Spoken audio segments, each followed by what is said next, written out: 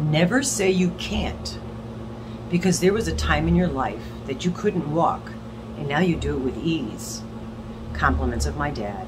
Okay, so I'm redoing a video because the other one was, I said it in the beginning. I was like, I should have test run this, and I didn't, and then now I know why. And I didn't test run it again because I had the camera the other way, and I thought maybe that would be a better format for what I wanted to do, but no.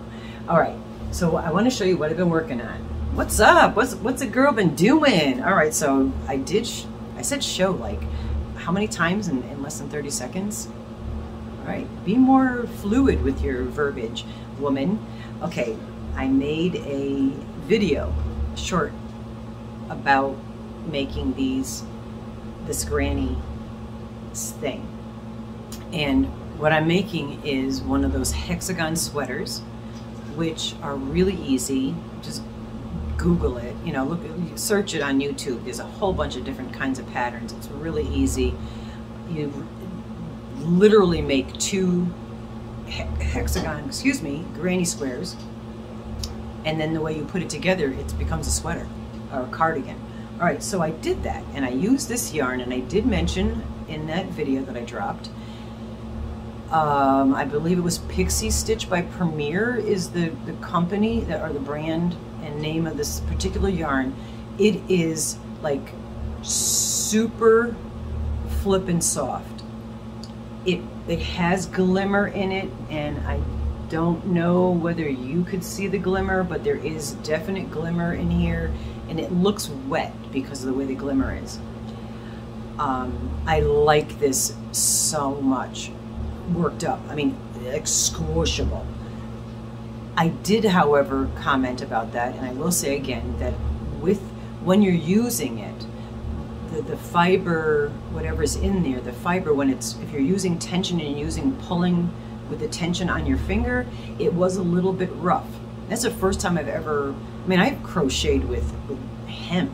I mean, real hemp, like, you know, wiry hemp, and that was really rough on my hands. That wasn't like this. This was just a little uncomfortable, so I did end up having to like pull so I didn't have tension rubbing against my finger. All right, that's the only thing. Otherwise, I absolutely love this. Good job, Premier. I do not know if this is still available because it happened to be yarn that I had bought probably over a year ago, and I didn't look it up because I really don't care, because I had it, wasn't thinking of, you know, shouting it out and then you can't find it. Sorry.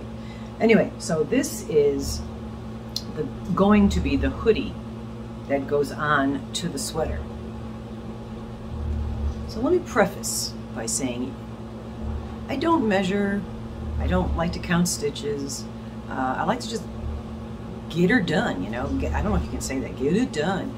And yeah, I got it done and I put it together. And at the point that I had dropped the other video, I wasn't sure what I was doing at the bottom of the sleeves. So I tried it on right after that, and the man was hysterical. It's way too big for me, okay? But I did do half double crochets, and I didn't decrease. I just did half double crochets. I didn't decrease, but you know what I did do? I think when I was going to the next color, I did decrease one. Okay, so that's where it just naturally will do that. So I think I did decrease, like maybe not consciously, but when I'm adding the next color, it decreased one. But let me try this on for you. Okay. And I really love this. By the way, just to show you first, 2 huge hexagons, and then you just attach down the back. That's it, and you're done. And you can or cannot or don't have to. Yeah, see what's happening, folks? I didn't measure. Right, where's the, yeah, this is like ridiculously big for me. Now mind you, like the purple is the top and the blue is the top, because I did not make the matching sides. I alternated. I will stand up. I alternated. Yeah, hold on, let me try to get to the window. All right, I'm 5'5", And I am a little on the tiny side. I will admit that. All right, there's my hands. And it's going to my knee, but you can't even, yes, even this angle you can't see. But see, here's me, here's the sweater. And I knew it was going to be, you know, foofy big, but I like loose clothes, frumpy clothes, but this is a little bit, it's just too big for me. And then here would be the front part. So this is too big for me. This is definitely like a double XL or something like that. Like I said, I am tiny, you know, I'm like a small, so this would be probably an XL to 2XL, I would guess. All right, so it's, yeah, I wish I could just, I changed the format from long ways so I could give you the full span, but I can't. But I do like it. I'm a little upset because I really do like this yarn, and I love these colors, and I really was looking forward to this sweater being mine, and it's not going to be. But I did want to mention that with the hat, I almost hit myself.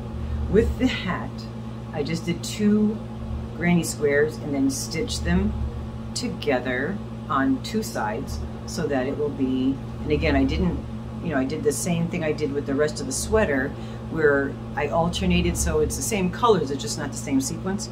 But here's the, hey, peekaboo, all you little kids out there, peekaboo. But here's the hoodie, and I wanted it to be like droopy on the back, and this will attach to the sweater. Okay, now I did not, I'll leave this on. I feel like, I don't know, a warm person. You know, arms for the poor. I did not measure, again, I did not measure the hood. I just kept going with it, and I did 2 rows of each color and then stopped here, where on this I did 3 rows of each color. But I did not measure to see if the sweater collar part is the same length as the bottom of the hood. And I gotta take this down because it's annoying me. And I wanted to, again, explain, I don't follow patterns. I will watch tutorials to some degree, but I usually watch a little and then go do my own thing. And I know that a lot of you, because I've even had people ask me, you know, for tutorials of something that I'm like, I could just verbally tell you really quickly how to do it, and you could figure it out. And I have a hard time to comprehend not being able to do that, because my brain allows me to be able to do that. I can't do a lot of other things. I can't follow patterns.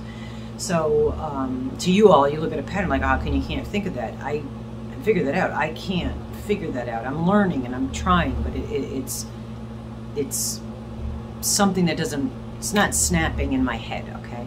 Like math. Math has to snap. You could teach somebody math all day long and until it snaps.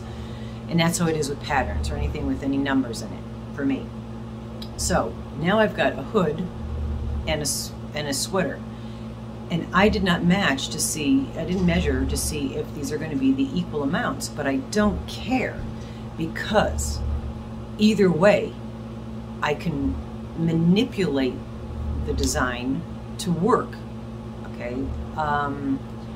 Like if this part of the sweater is shorter distance than the 2 granny squares for the hood, then I can just, what I'll do is I'm just going to put a stitch marker on both ends of here, so they're connected. Find the center in the back of the hood, which is easy because that's where the seam is on both the sweater and on the hood. Find that center, and then like kind of see what's wider.